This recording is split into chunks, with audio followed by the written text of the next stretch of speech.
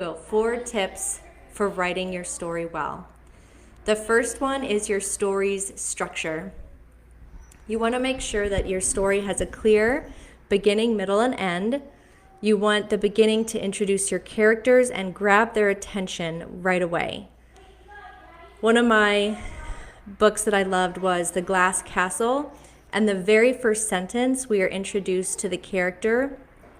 I forget her age, but it says she's on fire. So instantly, I'm captivated. I'm wondering, why is this child on fire? What happened? What's the situation? And so that is a great example of how to capture attention right from the beginning. And then as you're moving into your story, you want to develop the conflict. A lot of writers call this raising the stakes.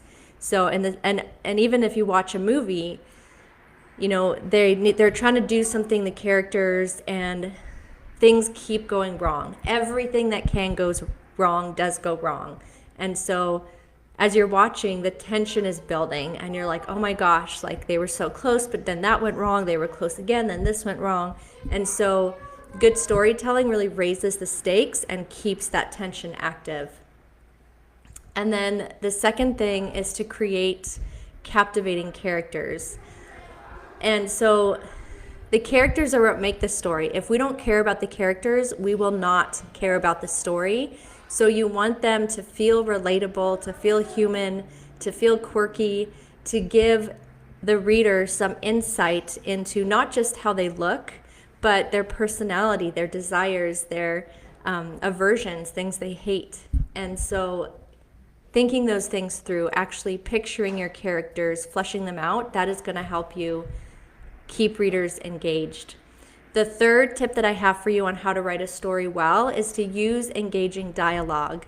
Instead of describing everything happening, if we can just have the characters say something, you know, every word that we speak and that we write reveals a part of who we are. It reveals our beliefs, it reveals our fears, it reveals our dreams. And so as you're writing dialogue, don't just write it to fill space, but really think about, who is my character? How are they saying this? What's their tone? What's their voice quality? What's the pacing of what they're saying? Because that can really engage your readers and help them see your characters as real people, relatable real people. Okay, the fourth tip I have for you is the timeless tip. We hear over and over again about showing, not telling. And that just goes back to, we don't want to just state facts or just even use descriptive language to create scenes and motions. We want to describe it in a way that your audience is visualizing it as if they are there in that moment in real time, and to feel the emotions of the characters. An example of this is you could have a speaker on the stage telling you about something that happened to them, and they're telling it in a way where they're removed from it. They're not displaying a lot of emotion. It's, you know, like, oh yeah, this happened to me in the past, blah, blah, blah. So that's one way a speaker could tell a story. Another way a speaker could tell a story is to actually almost pretend they're in that moment and allow the emotions of that moment to come back up.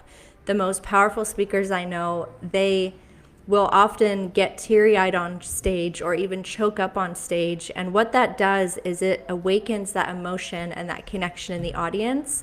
And the same way with our writing, we don't want to be so scientific and just explaining what happened. We really want to put them there so they can feel the visceral emotions and senses of what they're going through. And for those of you watching, if you have tips on what helps you keep in the showing, not the telling, feel free to put those in the chat, because it's one of those concepts that sounds so simple, but it can be really hard to embody and actually do. So the more of us weigh in on, here's how I think about it, or here's what helps me, the more that's going to help everyone else. So I encourage you, if you are watching this, what do you do to make sure that your writing is not showing, or not telling, but showing? That would be amazing if you share your tips for that as well.